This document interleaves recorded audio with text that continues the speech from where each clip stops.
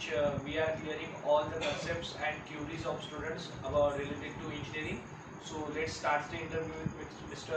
P.V. Khandve sir, the Honorable HOD of Ramnaki College of Engineering.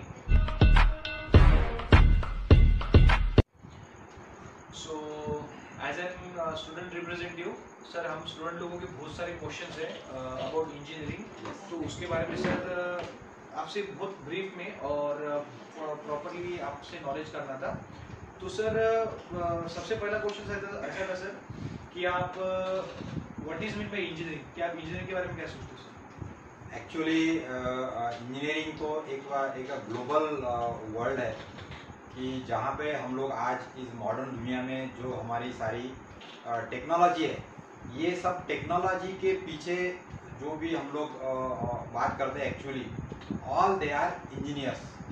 Actually इसमें engineering हम लोग जब बात कर रहे हैं तो यहाँ पे जो आपका साइंस का नॉलेज है, इसको हम लोग ह्यूमन बीइंग के यूटिलाइजेशन के लिए जो अलग अलग हमको गैजेट्स चाहिए, जो हमको अलग अलग मशीनरी चाहिए, या जो हमको अलग अलग कुछ काम करने के लिए कुछ मशीन्स या ऐसे कुछ हमको डिवाइसेस चाहिए, इन सब को बनाने का जो काम है वो एक्चुअली काम होता है इंजीनियरिंग का। यानी साइंस के लॉज जो अपने को ह्यूमन बीइंग के लिए यूटिलाइजेशन के लिए अप्लीकेबल बनाने के लिए जो मीडिएटर है, that mediator is engineer. And that too if we talk about the civil engineer, so there is one another world was there which was now created by the civil engineer. So as far as civil engineering is concerned, so we are the creator on the earth. सही था sir आपने। तो sir जैसे कि कहा जाता है कि civil engineering is the mother of all other branches या फिर इंजीनियरिंग। Yes. तो सर आपके हिसाब से what do you mean by engineering?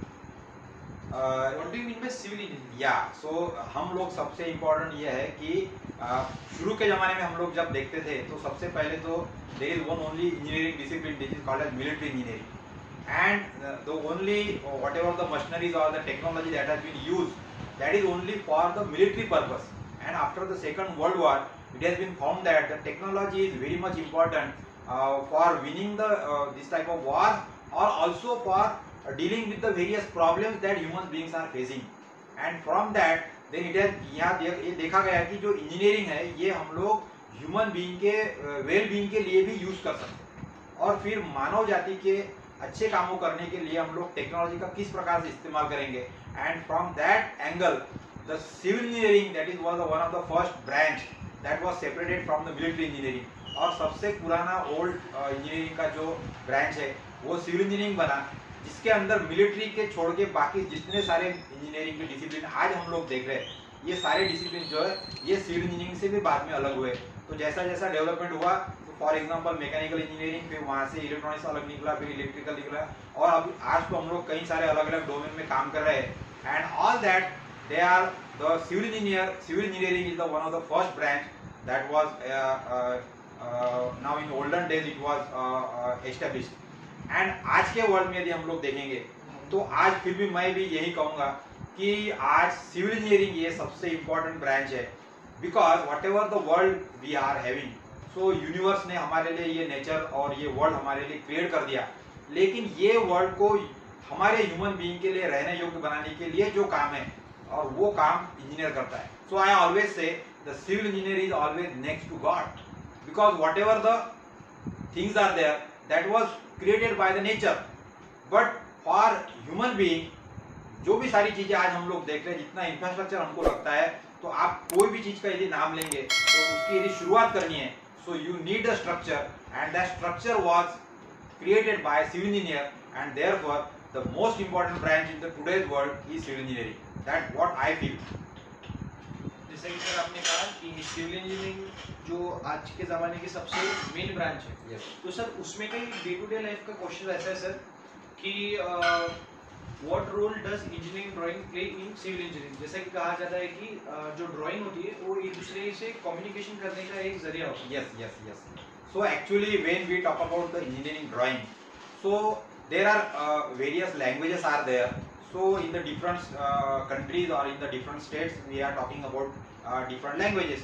तो हम लोग महाराष्ट्र में मराठी बात करते हैं, या फिर और अलग अलग स्टेट में हम लोग अलग अलग लैंग्वेजेस बात करते हैं, but these are the language to express our feeling. But in that way if you talk about the engineering field, तो सारे जो जितने भी इंजीनियरिंग के फील्ड है, ये इंजीनियरिंग के फील्ड में जो भी फीलिंग्स है इंजीनियरिंग की, जो टेक्निकल फीलिंग्स है, उसको यदि आपको एक्सप्रेस करना है तो उसके लिए भी आपको एक लैंग्वेज लगेगी. And in my opinion the engineering drawing is that one of the language that engineer can express his technological feelings to bring forth whatever is his imagination. तो हमारे दुनिया में कोई भी चीज यदि बननी है तो वो कभी भी दो बार बनती है.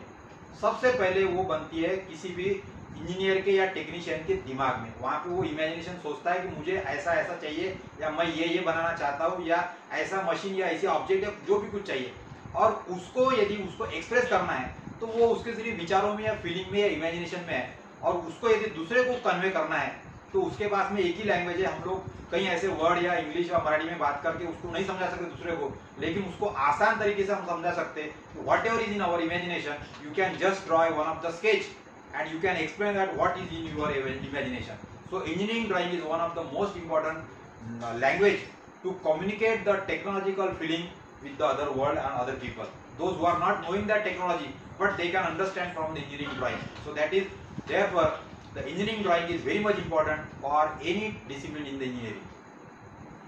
So sir, एक पर्सनल भी ऐसा क्वेश्चन था कि अगर हमें कोई चीज सीखना है या फिर कोई चीज हमें बनाना है तो उसके लिए हमें सीखना पड़ता है, yes. या फिर उसका ब्रीफ नॉलेज लेना पड़ता है. तो sir according to you what are the basic skills that are needed to build और design an infrastructure? So that in the infrastructure को यदि हमको बनाना है तो आज तो सभी तरफ आप देखेंगे तो there is one of the important industry that is infrastructure industry, जो कभी भी, मैं तो अभी इतने सालों से देख रहा हूँ मेरे 30 साल के एक्सपीरियंस में, कि इंफ्रास्ट्रक्चर इंडस्ट्री कभी भी डाउन में नहीं गई. और ये इंफ्रास्ट्रक्चर बनाने का जो काम है, ये सबसे बड़ा इंपॉर्टेंट जिम्मा है वो इंजीनियर का है, सिविल इंजीनियर का है. या यदि कोई भी व्यक्ति चाहता है कि मुझे कुछ इंफ्रास्ट्रक्चर क्रिएट करना है तो उसको 3 चीजें सबसे पहले लगने वाली है. सबसे पहले तो उसको जो भी इंफ्रास्ट्रक्चर बनाना है वो कौन सा चाहिए, यानी क्या टारगेट है उसका. वो टारगेट यदि उसको पता है तो वो टारगेट सिर्फ पता होने से काम नहीं होगा, लेकिन उस टारगेट को एग्जिस्टिंग में लाने के लिए so he has to think about that project planning. यानी ये एक टारगेट को हम लोग एक प्रोजेक्ट के जैसे सोच सकते हैं, और वो टारगेट को पूरा करने के लिए आपको प्रोजेक्ट प्लानिंग करना पड़ेगा. So one of the important thing is project planning. Now आपने यदि तय कर लिया कि ये चीज करना है, so the most important thing is then you have to design that project, और you have to design that infrastructure, और you have to satisfy whatever the requirements are there. So that requirements we have to satisfy with the use of design. So there it comes the structural design of the any infrastructure. So second important point we have to think about that, once the project we have decided, then we have to design that project. And after that designing, then another part that is actually we call it as execution. So that execution we have to look forward, or where we can say that जो आपने project design किया या जो आपने decide किया, उसके लिए आपने जो भी डिजाइन किया, तो डिजाइन के लिए हमको तो सिविल इंजीनियरिंग के लिए कई सारे सब्जेक्ट्स हमको यूज करने पड़ते. We can use the different standard codes, but after that designing whatever the design you are design, civil engineer यही व्यक्ति है कि जिसको ये डिसाइड करना होता है कि जो मैं इंफ्रास्ट्रक्चर जो मैं क्रिएट करने जा रहा हूँ ये सस्टेनेबल हो. So third important thing is we have to maintain the quality and sustainability of the infrastructure. So if you want to create any infrastructure, you have to focus on the 3 things. One is project management, one is structural design, and third is quality and sustainable improvement, sustainability of that structure. So always any civil engineer has to look forward about development in these three areas. तो sir जैसा कि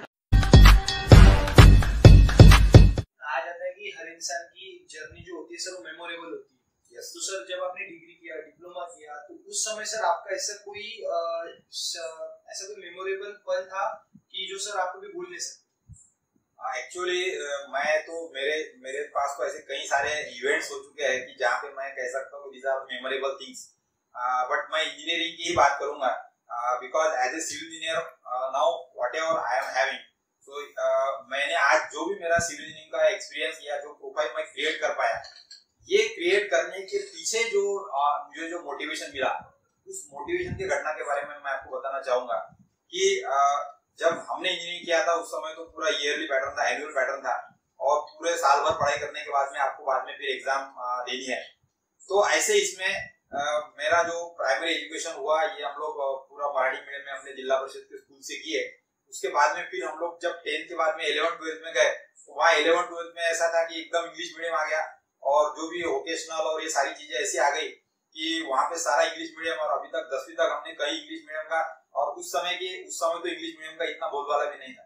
तो always हम लोग मराठी में और हिंदी में ज्यादा कंफर्टेबल थे। और जब 11th-12th में जब आए तो फिर हमको पता चला कि इंग्लिश का तो प्रॉब्लम है, और फिर जैसे तैसे मैंने तो 11th-12th भी कंप्लीट कर लिया। और लेकिन ये था कि थोड़ा बैकग्राउंड में मुझे था कि भाई मैं थोड़ा सा होशियार या थोड़ा सा क्लास में अच्छा हूँ, तो मेरे पेरेंट्स को सलाह दी गई कि भाई आप इसको इंजीनियर बना सकते हो। और मैं भी सोचता था कि जो मेरे दिमाग में कुछ ऐसी इमेजिनेशन आते थे कि भाई ये करना चाहिए, वो करना चाहिए, तो मैं जो भी कुछ उस समय अपने प्रैक्टिकल्स या जो भी कुछ मेरी एक्टिविटीज रहती थी वो देख के मुझे लोग क्या करते थे कि भाई ये इंजीनियर बन सकता है करके, because I am very much curious about the various things and various experience in the science. तो फिर इंजीनियर बनना है, तो फिर कौन सा इंजीनियर बनना है, उस समय तो मुझे ये भी नहीं पता है कि अलग अलग इंजीनियरिंग के ब्रांचेस और क्या है करके। और फिर 11th-12th मैंने इलेक्ट्रिकल वोकेशनल में कंप्लीट किया, और फिर जैसा ऐसा मुझे लगा कि भाई इलेक्ट्रिकल इंजीनियर बनेंगे पर, लेकिन बट बाय एक्सीडेंट मुझे इलेक्ट्रिकल इंजीनियरिंग उस समय एडमिशन नहीं मिल पाई। और फिर मुझे प्राइवेट कॉलेज में मैंने बटन इंजीनियरिंग कॉलेज में सिविल इंजीनियरिंग के लिए एडमिशन ली, और एडमिशन ली। फिर जो भी कॉलेज का जर्नी है वो शुरू हो गया। लेकिन उस समय मेरे पेरेंट्स को भी सभी लोग बोलते थे कि भाई आपके स्टूडेंट जो है उन्होंने चिकलदरा से या मराठी मीडियम में और ऐसे ही किया है, और एकदम से आपने उनको इंजीनियरिंग में डाल दिया, और यहाँ पे इंजीनियरिंग तो हार्ड होता है और इंग्लिश मीडियम होता है, और कैसा होगा, और ये होगा और वो होगा। और फिर मैं वो सारी चीजें सुनता भी था कि मेरे पेरेंट्स को, मेरे बाकी के उनके जो फ्रेंड्स है वो बोला करते थे कि भाई कैसा होगा, एकदम से ऐसा कैसा आप इंग्लिश में इंजीनियरिंग को डाल दिया, ये हो गया। और मेरे मन में फिर डर था कि मैं यदि इंजीनियरिंग में गया हूँ और मैं यदि फेल हो गया तो फिर सब लोग मुझे नाम रखेंगे। और वो जो चीज थी, वो जो डर था, वो डर जैसे जैसे मेरे पास में आया तो वो डर की वजह से मुझे अलग प्रकार का मोटिवेशन मिला। मुझे ये फील होने लगा नहीं, अपने को फेल तो होना ही नहीं, अपने को तो इंजीनियरिंग में फेल होना ही नहीं, क्योंकि ये जो सारे लोग अपने को बोल रहे हैं कि ऐसा होगा वैसा होगा, उसको झुठलाना है। और इस डर की वजह से मैं फर्स्ट ईयर में ही मैंने शुरू से ही इस प्रकार से जो भी मेरी पढ़ाई है वो मैंने पढ़ाई पे ज्यादा इतना ध्यान दिया। ध्यान देना बोले तो सबसे पहले तो ये था कि भाई कॉलेज में जितने भी क्लासेस हो रहे हैं उसको तो छोड़ना नहीं चाहिए, क्योंकि जो भी सर बता रहे हैं वो तो अपने को पूरा मालूम होना चाहिए। और उसके बाद में फिर अलग से इंग्लिश नहीं समझ में आ रही, वो बुक को डबल से पढ़ो, या नोट्स तो हमारे समय उस समय होती नहीं थी, इंटरनेट भी नहीं था उस समय, तो जो भी बुक्स मिली या जो भी क्लास में नोट्स मिली या ओल्ड पेपर्स के क्वेश्चन जैसा तैसा जहां से भी है उसको ढूंढ के मैंने पढ़ाई हमने जारी रखी, क्योंकि डर था कि फेल ना हो जाए, इंग्लिश मीडियम में इतने सारे एग्जाम में पेपर कैसे पास करेंगे। और ये इसके साथ में फिर हो गया, एक साल कंप्लीट हो गया, इंजीनियरिंग की एग्जाम हो गई, और एग्जाम के बाद में फिर रिजल्ट का भी दिन आया। हमारे समय में रिजल्ट न्यूज़पेपर पब्लिश होता था, और जो भी न्यूज़पेपर में रिजल्ट आया तो वहां पे अपने हमारे रोल नंबर की सीरीज देखना शुरू की। और मेरे पिताजी और बाकी उनके फ्रेंड्स और बाकी भी सब लोग क्यूरियस थे कि भाई अरे रिजल्ट आने वाला है आज प्रवीण का, और क्या रिजल्ट होगा, क्योंकि उनको भी थोड़ा सा ये था कि भाई क्या इंजीनियरिंग में। और मैं मेरे गांव में से सबसे पहला इंजीनियर हूँ जो मैं ग्रेजुएशन के लिए, हायर एजुकेशन के लिए गया। मैं 10th के बाद मेरे पहले वहाँ पे कोई ग्रेजुएशन के लिए, इंजीनियरिंग, मेडिकल या ऐसे कोई हायर एजुकेशन के लिए नहीं गया। तो सभी लोगों को ये था कि भाई प्रवीण का रिजल्ट क्या आएगा। और फिर रिजल्ट का दिन आया, हमने न्यूज़पेपर उठाया और उसमें मैंने मेरा रोल नंबर देखा, और रोल नंबर देख रहा हूँ और मेरा रोल नंबर कहीं नहीं देखा। और फिर मुझे लगा कि मैं तो अब फेल हो गया करके, और मैं वो पेपर लेके वहां से हट गया। जब घर पे आने के बाद में फिर डर लगता कि पिताजी डांटेंगे कि भाई अब रिजल्ट आया, फेल हो गया, क्या करना है करके। और फिर जब पिताजी ने जब मुझे पूछा कि क्या है, तो मैं फिर वो आई कार्ड उन्होंने देखा और रोल नंबर उन्होंने देखना फिर से शुरू किया। फिर से मैंने उनको दिखाया कि देखो मेरा रोल नंबर तो यहाँ पे है नहीं, और वो सारे नंबर दिखा के फिर वही है कि ऐसा होगा, हो ही सकता है कोई ना कोई एक सब्जेक्ट में फेल हो गए होंगे, क्योंकि पहले भी हमारे समय पे कहा जाता है कि भाई इंजीनियरिंग, मैकेनिक्स और ये 2-3 सब्जेक्ट ऐसे हैं कि जिसमें मैथमेटिक्स थोड़े हार्ड होते हैं और वहाँ पे फेल होते हैं स्टूडेंट वगैरह वगैरह। तो एक बैकअप माइंड में था कि भाई हो सकता है इसमें से कोई एक सब्जेक्ट रह गया, तो मैं तो कुछ बोल ही नहीं सकता था क्योंकि रिजल्ट ही नहीं था। और फिर पिताजी ने और न्यूज़पेपर लेके फिर से मेरा रोल नंबर, मेरा आई कार्ड से रोल नंबर देख के उन्होंने मैच किया, और क्या है उन्होंने मुझे बताया कि बोले तेरा रोल नंबर इसके अंदर है, यू आर पास। मुझे भी विश्वास नहीं हुआ कि मैं पास कैसे हो गया करके। और फिर उन्होंने जब बताया तो उस समय जो रिजल्ट आता था वहां पे लिखा रहता था कि फर्स्ट क्लास डिस्टिंक्शन, फिर फर्स्ट क्लास, फिर सेकंड क्लास, फिर थर्ड क्लास। तो सबसे ज्यादा नंबर जो थे सेकंड क्लास और थर्ड क्लास वाले कैटेगरी में थे, उसमें मैंने मेरा नंबर ढूंढा और मुझे नंबर मिला नहीं और मुझे लगा कि मैं फेल हो गया। और जब पिताजी ने नंबर देखा तो फर्स्ट क्लास वाले जो सीरीज थी उसमें सिर्फ 3-4 लोगों के नंबर थे और उसमें मेरा एक नंबर था। और तब मुझे पता चला कि भाई मेरे पास में हम लोग इस प्रकार से मैं यदि पढ़ाई कर सकता हूँ तो मैं कर सकता हूँ, क्योंकि जब मैंने रिजल्ट देखा तो मैं क्लास में फर्स्ट था। फर्स्ट ईयर में इंजीनियरिंग में पहले स्ट्रोक में सारे सब्जेक्ट पास करके मैं जब फर्स्ट आया तो मुझे मेरे पे खूब कॉन्फिडेंस हो गया कि नहीं मैं तो अभी कर सकता हूँ। और फिर जो भी मेरे जो टीचर्स है उन्होंने भी मुझे पूछा कि भाई तू कैसे क्या फर्स्ट आया, क्योंकि फर्स्ट ईयर में तो किसी को मालूम नहीं था कि मैं इतना क्लास में टॉप आऊंगा। ये जैसे जैसे हम लोग सभी फर्स्ट ईयर से अलग अलग जगह से लोग आए थे, लेकिन जो मुझे मेरे टीचर ने सलाह दी कि आपको हर दिन रेगुलर क्लासेस आप करते हो और रेगुलर क्लास में से खुद की नोट्स बना के यदि आप पढ़ते हो तो इंजीनियरिंग में आपको एकदम अच्छा अंडरस्टैंडिंग करने के लिए एकदम आसान रहेगा। और फिर मैंने तो मेरा पूरा तय कर लिया कि सेकंड ईयर से मैंने हर सब्जेक्ट की खुद की नोट्स 2-3 बुक्स को रेफर करके बनाई and now I was also topper, second topper था मैं फाइनल ईयर में।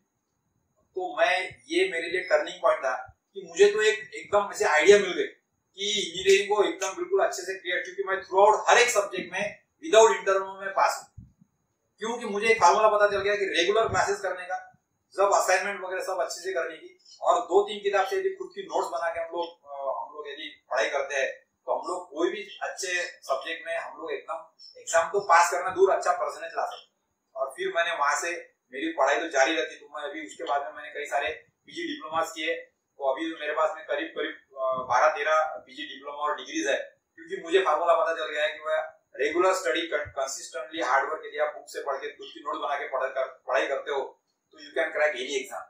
और ये फार्मूला, ये जो चेंज है मेरे लिए कि मेरे खुद की पहचान मुझे फर्स्ट ईयर रिजल्ट के बाद में हुई कि I have a big potential और उसको मैं यूटिलाइज करने के लिए यदि मैं हार्ड वर्क करता हूँ तो मैं कुछ भी कर सकता हूँ। और ये मेरे जीवन में सबसे बड़ा चेंज था, फिर वहां से तो फिर मेरा एकदम डेवलपमेंट शुरू हो गया। फिर मैंने कई सारे एरियाज में इंटरेस्ट लेना शुरू कर दिया and now till I am having A consistent learning environment. तो मैं अभी भी कोई ना कुछ तो भी किसी डिप्लोमा को या किसी एडमिशन लेके पढ़ते रहता हूँ और नई चीजें को एक्सप्लोर करता हूँ। So I always feel that I am a student as of now also. Sir काफी अच्छा और मोटिवेटिंग आपका एक्सपीरियंस रहा। So sir, as you know, artificial intelligence is the growing topic of our day-to-day life. Yes. So sir, what do you mean by artificial intelligence and what role does it play in C? Sir उसका एक example है इसरो और robotics. Yes. तो sir अभी ऐसा लग रहा है कि डे-टू-डे लाइफ कुछ इयर्स के बाद में ऐसा लगता है कि सर रोबोट आना स्टार्ट हो जाएंगे और कहीं ना कहीं वो ह्यूमंस को कवर कर लेंगे।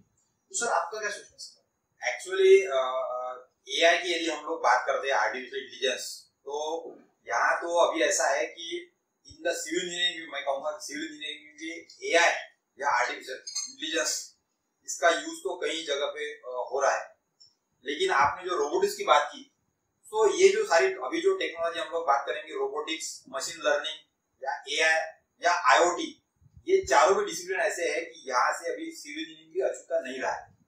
यदि आप मशीन की बात करेंगे तो आज तो सिविल इंजीनियरिंग में एडवांस कंस्ट्रक्शन टेक्नोलॉजी में हम लोग देखते हैं कि कई सारी ऐसी सारी मशीनरीज और कई सारे टूल्स एंड इक्विपमेंट आ चुके हैं जो हेल्पफुल है सिविल इंजीनियर के लिए कि किसी भी काम को हम लोग एकदम अलग ढंग से कम समय में, सिविल इंजीनियरिंग का जो टारगेट है वो सबसे बड़ा होता है कि आपकी कॉस्ट ऑफ कंस्ट्रक्शन कम होनी चाहिए और उसके साथ में आपका जो कंस्ट्रक्शन है वो क्वालिटी कंस्ट्रक्शन होना चाहिए।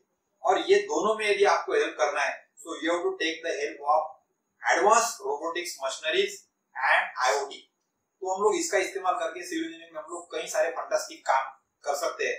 ऐसे तो आप अभी यदि देखेंगे तो बड़े बड़े टॉल स्ट्रक्चर में कई जगह पे आजकल IoT और ये रोबोटिक्स का यूज होना है।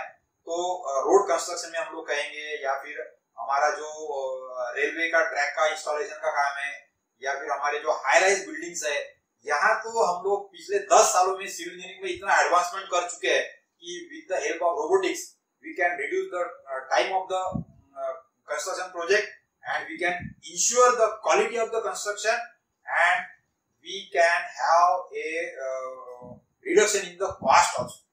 सो with the good quality, with the less cost and with the less time we can achieve the many targets in with the civil engineering. और इसलिए मैं तो ये कहूंगा कि अभी सिविल इंजीनियर लोगों ने इसके भी साथ में कोलैबोरेशन करना चाहिए कि आप यदि मल्टी डिसिप्लिनरी प्रोजेक्ट कर सकते हो तो आप रिसर्च करके ये देखिए कि आईओटी का एप्लीकेशन मैं कहाँ लगा सकता हूँ सिविल इंजीनियरिंग के डोमेन में, या फिर मैं आर्टिफिशियल इंटेलिजेंस के साथ में अभी तो जो बीआईएम की सिस्टम आ जाएगी, बिल्डिंग इंफॉर्मेशन मॉडलिंग, इसमें तो हम लोग कई सारे ऐसे एरियाज है कि जहाँ पे सिविल इंजीनियरिंग को उसका जो स्ट्रक्चर है, जो भी इंफ्रास्ट्रक्चर होगा या ब्रिज होगा या बिल्डिंग हो, उसको हम लोग अच्छा करने के लिए, उसको सस्टेनेबल बनाने के लिए या उसको और कंफर्टेबल बनाने के लिए ह्यूमन बीइंग के लिए we can take the help of AI.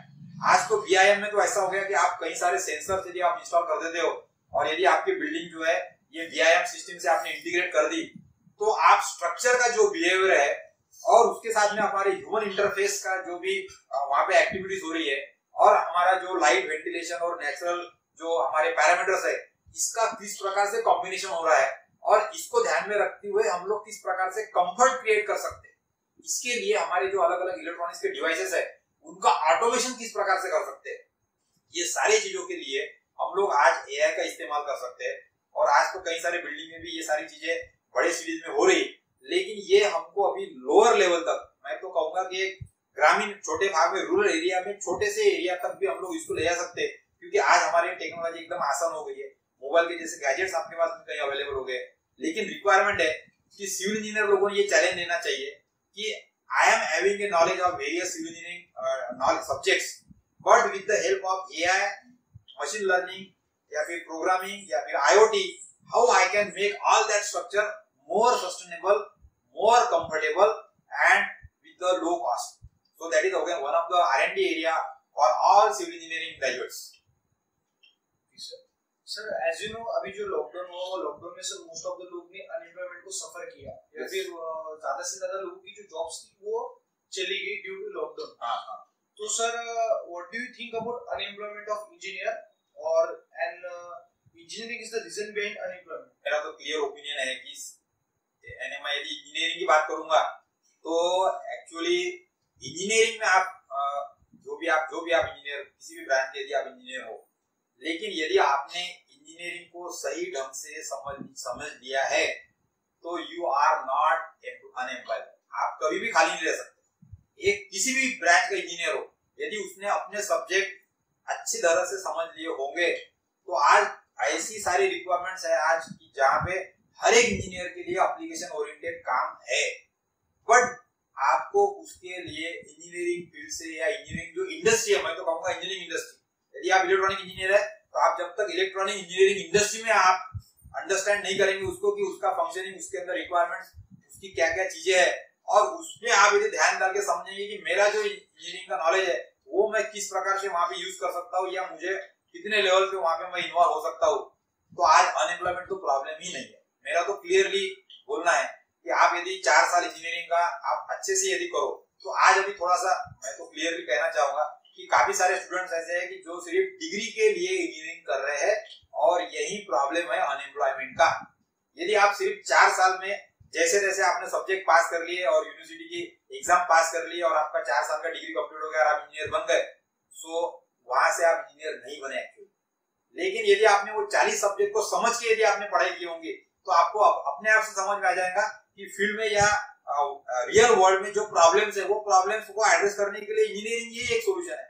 और उस सॉल्यूशन के लिए यदि हमने हमारा सर्विसेज देना शुरू कर दिया तो हमारे लिए तो अनएम्प्लॉयमेंट है ही नहीं है। तो ये दोनों भी चीजें है कि आप इंडस्ट्री को लगता है कि भाई फ्रेशर ग्रेजुएट हमारे काम के नहीं है और ग्रेजुएट्स को लगता है कि कई सारे फ्रेशर ग्रेजुएट होने की वजह से मेरे लिए काम नहीं है। लेकिन मैं तो ये मानता हूँ कि यदि हर एक इंजीनियरिंग ग्रेजुएट्स ने अपने 1 या 2 साल एज ए इंटर्न यदि निकाला तो वो इंटर्न से आपका इंट्रोडक्शन वो इंडस्ट्री के साथ में हो जाएगा।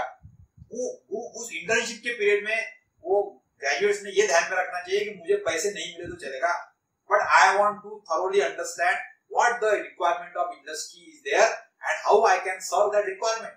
यदि ये आपने समझ में लिया तो मैं तो मेरे कई सारे फ्रेंड्स के फोन आते हैं मुझे कि सर इंजीनियर चाहिए मुझे, और मैं मेरे स्टूडेंट को फोन करता हूँ तो फोन तो मैं कर देता हूँ लेकिन बाद में वो स्टूडेंट वहां पे जाते नहीं। क्यों? Because they are not feeling comfortable that मैं ये सर्विस दे पाऊंगा कि नहीं पाऊंगा। तो आज यह भी एक चैलेंज है कि एवरी ग्रेजुएट ने खुद को तैयार करना चाहिए कि मैं सर्विस देने के लिए किस प्रकार से तैयार हो सकता हूँ। और दूसरा एक और मैं ये सजेशन देना चाहूंगा कि कई सारे स्टूडेंट्स के माइंड में मैंने देखा है कि आप लोग एक अलग से उसकी चॉइस बना लेते हो कि मुझे ये काम मिलेगा तो मैं करूंगा, वो काम मुझे मिलेगा तो वो करूंगा। ऐसा कभी भी नहीं होता। सिविल इंजीनियर एक ऐसा व्यक्ति है कि जो एक छोटे लेबर से लेके तो एग्जीक्यूटिव लेके तो कलेक्टर, कमिश्नर या फिर मुख्यमंत्री तक भी एक आधे प्रोजेक्ट के लिए डिस्कशन कर सकता है। So that communication power civil engineering is having. और ऐसा एक मल्टी डिसिप्लिनरी फील्ड में लोगों के साथ में काम करने वाला इंजीनियर कभी भी अनअवेलेबल नहीं रह सकता है। But only we have to think about that कि आपको एकदम छोटे लेबर के साथ में छोटा भी काम करने के लिए खुद को तैयार करना पड़ेगा, या फिर एग्जीक्यूटिव एसी ऑफिस में बैठ के डिजाइन के काम करने के लिए भी खुद को तैयार करना पड़ेगा। और इसके अंदर की जो बीच की जो लेयर्स है, उस लेयर्स में यदि आप खुद को इन्वॉल्व करते हो, या आपकी खुद की इंटरेस्ट की लेयर कौन सी है कि आपको ऑफिस वर्क में इंटरेस्ट है, आपको फील्ड वर्क में इंटरेस्ट है, आपको डिजाइन में इंटरेस्ट है, आपको एग्जीक्यूशन में इंटरेस्ट है, आपको प्लानिंग में इंटरेस्ट है, आपको एग्जीक्यूशन में इंटरेस्ट है, आपको मैनेजमेंट में इंटरेस्ट है। इसमें यदि आपने आपका पोटेंशियल यदि पहचान लिया कि भाई मुझे पता है कि भाई मुझे एनवायरमेंट प्रोटेक्शन अच्छा लगता था, तो मैंने एमटेक किया और मैं अभी भी एनवायरमेंटल के अलग अलग एरियाज में मैं काम करता हूँ, मैं सर्विस करता हूँ। मेरा कॉलेज का काम करने के बाद में भी मैं लोगों को सर्विसेज दे सकता हूँ, because I have made applicable to myself और माई डोमेन और इंटरेस्टेड डोमेन। तो यदि स्टूडेंट ने आज ये किया कि सिविल इंजीनियरिंग तो इतना वास्ट फील्ड है कि आप किसी भी एक सब्जेक्ट को यदि पकड़ लो और उसके अंदर आप यदि एक्सपर्ट बन जाओ तो आपके लिए इंडस्ट्री में काम ही काम है। और ये स्पेशलिटी लाने के लिए आपको 2 साल थोड़ा सा स्ट्रगल आप इंडस्ट्री में करना पड़ता है कि आपकी कैपेबिलिटी इंडस्ट्री को पता चल जाए और इंडस्ट्री की रिक्वायरमेंट आपको पता चल जाए। यदि ये हो गया तो आप एक में को अपने आप से सपोर्ट कर सकते हैं, और उस केस में तो सिविल इंजीनियर अनएम्प्लॉयबल रह ही नहीं सकता है। But here only you have to start with the small, go into the industry, explore yourself, explore industry, and then you will automatically find the solution for your unemployment. Sir, I totally agree with your point. Sir, ऐसी trending question ऐसा था sir, most of the askable question था students का कि sir कोई भी चीज के लिए सोसाइटी बहुत बड़ा रोल प्ले करती है। तो सर अभी एक ट्रेंडिंग में ऐसा आ रहा था कि diploma student versus 11th-12th student हो चुका था। Yes. तो उसमें ऐसा होता था सर, जो स्टूडेंट 10th के बाद में डिप्लोमा लेते हैं, एक्चुअली उनका मोटिव ऐसा होता है कि उनके लिए जो इंजीनियरिंग है वो पूरी तरह से डेप्थ में सीख सके, या फिर उसके जो बेसिक्स या फिर जो उसका जो मेन पोर्शन है वो अच्छे से अपना कवर कर सके, रादर देन 11th-12th। तो सर सोसाइटी का ऐसा बोलना आता है कि अगर आप 11th-12th करेंगे तो आपका फ्यूचर ब्राइट है, अगर आप उसमें भी साइंस लेते हो तो आपके लिए बहुत ज्यादा अपॉर्चुनिटी है, लेकिन अगर आप डिप्लोमा लेते हो देन आप कुछ नहीं कर सकते, आपके लिए कोई ऑप्शन ही नहीं है वगैरह वगैरह। तो सर इसमें आपका क्या सोचना है सर? एक्चुअली ये आज सभी लोगों के लिए प्रॉब्लम है कि भाई क्या है कि 10वीं के बाद में हमने 11th-12th करना चाहिए साइंस करके, और फिर हमने इंजीनियरिंग ग्रेजुएशन करना चाहिए, या फिर हमने डायरेक्टली डिप्लोमा हमने किया तो फिर हमारे लिए रास्ते बंद होगा। ऐसा नहीं है।